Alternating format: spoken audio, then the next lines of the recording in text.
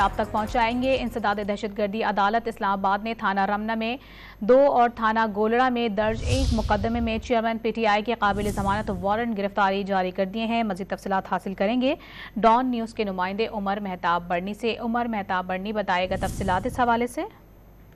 जी देखिए, इंसदाद दहशतगर्दी अदालत इस्लामाबाद ने चेयरमैन PTI समेत फरूख हबीब, शिबली फराज और हसान नियाजी के काबिल जमानत वारंट गिरफ्तारी जारी कर दिए हैं। आज इंसदाद दहशतगर्दी अदालत के जज अबुल हसनात मोहम्मद जुल्करनैन ने चेयरमैन PTI समेत दीगर रहनुमाओं के खिलाफ थाना रमना में 2 और थाना गोलड़ा में दर्ज एक मुकदमे की समाअत की। दौरान समाअत चेयरमैन PTI और दीगर रहनुमा जो थे वो अदालत में पेश नहीं हुए, जिस पर अदालत की जानिब से रिमार्क्स दिए गए कि चेयरमैन PTI को अदालत पेश होना पड़ेगा। अदालत ने चेयरमैन PTI समेत दीगर मुल्जिमान को भी जाती हैसियत में 19 जुलाई को लिया।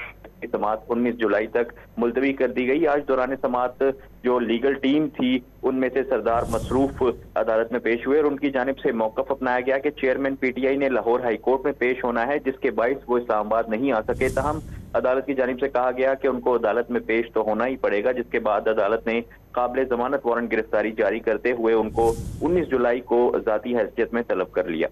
19 जुलाई को ज़ाती हैसियत में तलब किया गया है, जबकि समाअत भी 19 जुलाई को ही मजीद आगे बढ़ सकेगी। तफसीलात बता रहे थे उमर मेहताब बर्नी, बहुत शुक्रिया आपका।